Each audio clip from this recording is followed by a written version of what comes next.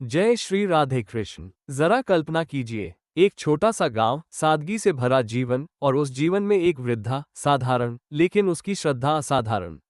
मैं आपसे पूछना चाहता हूं, क्या आज भी हम अपने जीवन में उतनी ही निष्ठा और विश्वास रखते हैं? ये कथा हमें सिर्फ एक व्रत के बारे में नहीं बताती। ये हमें सिखाती है कि सच्ची भक्ति क्या होती है और ईश्वर कैसे अपने भक्तों की हर छोटी भावना को भी देखते हैं। कथा के अनुसार एक बुढ़िया थी। उसका जीवन एक नियम पर टिका था। हर रविवार वो प्रातः काल उठती, स्नान करती और अपने घर को गोबर से लीपकर शुद्ध करती। फिर वो भोजन बनाती, भगवान को भोग लगाती और उसके बाद स्वयं भोजन ग्रहण करती। सालों से बिना रुके, बिना थके वो यही करती चली आ रही थी। और देखिए परिणाम, उसका घर धन धान्य से भरपूर था। क्यों? क्योंकि जहां नियम, निष्ठा और श्रद्धा होती है, वहां भगवान की कृपा अपने आप चली आती है। लेकिन जीवन हमेशा सीधा नहीं चलता। वो बुढ़िया अपने पड़ोस की एक और वृद्धा की गाय का गोबर लाया करती थी। एक दिन पड़ोसन के मन में प्रश्न उठा, यह मेरे गाय का गोबर क्यों ले जाती है?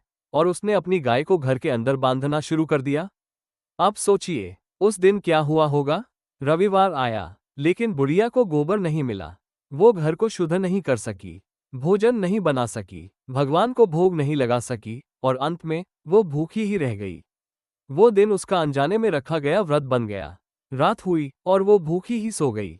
लेकिन ध्यान रखिए, जब भक्ति सच्ची होती है तो भगवान मौन नहीं रहते। रात्रि में भगवान सूर्यदेव उसके स्वप्न में आए और उससे पूछा, माता, ऐसा क्यों हुआ? वृद्धा ने पूरी सच्चाई बता दी।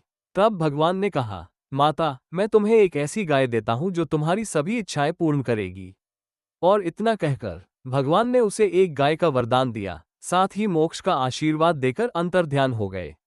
सुबह जब बुढ़िया उठी तो उसने अपने आंगन में एक सुंदर गाय और उसका बछड़ा देखा। उसकी खुशी की कोई सीमा नहीं थी। लेकिन कहानी यहाँ खत्म नहीं होती। पड़ोसन ने जब ये देखा तो उसके मन में ईर्ष्या जाग उठी, और जब उसने देखा कि वह गाय सोने का गोबर देती है तो उसका लोभ और बढ़ गया। वो रोज चुपके से उस सोने के गोबर को अपनी गाय के साधारण गोबर से बदलने लगी। और बुढ़िया, उसे कुछ पता ही नहीं था। अब सोचिए, क्या भगवान ये सब नहीं देख रहे थे? भगवान सूर्यदेव सब देख रहे थे। उन्होंने एक तेज आंधी चलाई, जिससे बुढ़िया ने अपनी गाय को घर के अंदर बांधना शुरू कर दिया। अगली सुबह जब उसने अपने घर में सोने का गोबर देखा तो वो आश्चर्य से भर गई। अब सत्य उसके सामने था। लेकिन उधर पड़ोसन की ईर्ष्या अभी खत्म नहीं हुई थी। उसने राजा के पास जाकर शिकायत कर दी, बुढ़िया के पास एक ऐसी गाय है जो राजाओं के योग्य है, जो सोने का गोबर देती है। राजा ने ये सुना और अपने दूतों को भेजकर वो गाय मंगवा ली। अब सोचिए, उस बुढ़िया का क्या हाल हुआ होगा?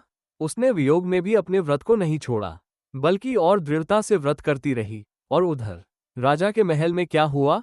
पूरा महल गाय के गोबर से भर गया। तब भगवान सूर्यदेव ने राजा को स्वप्न में दर्शन दिए और कहा, ये गाय उस बुढ़िया को लौटा दो। सुबह होते ही राजा ने तुरंत गाय वापस कर दी और उस पड़ोसन को उसके कर्मों के लिए उचित दंड भी दिया। इसके बाद राजा ने पूरे नगर में आदेश दिया कि सभी लोग रविवार का व्रत रखें, और तभी से पूरे नगर के लोग यह व्रत करने लगे और सुख समृद्धि को प्राप्त हुए। अब एक महत्वपूर्ण बात, रविवार का व्रत सूर्यास्त के समय ही समाप्त किया जाता है। यदि किसी कारणवश सूर्यास्त हो जाए और व्रती भोजन न कर पाए तो अगले दिन स्नान करके, सूर्य भगवान को जल अर्पित करके, उनका स्मरण करने के बाद ही भोजन करना चाहिए। क्योंकि यह व्रत सिर्फ नियम नहीं, यह विश्वास है। ये सिर्फ परंपरा नहीं, ये ईश्वर से जुड़ने का माध्यम है। तो मैं आपसे यही कहना चाहता हूँ, अगर आप भी सच्ची श्रद्धा, नियम और निष्ठा के साथ रविवार का व्रत रखते हैं और भगवान सूर्यदेव की पूजा करते हैं, तो विश्वास रखिए, वे आपके सभी दुखों को दूर करेंगे और आपके जीवन में सुख, समृद्धि और आरोग्यता का प्रकाश भर देंगे। तो आइए, प्रेम से बोलिए, भगवान सूर्य देव की जय, सभी देवी देवताओं की जय।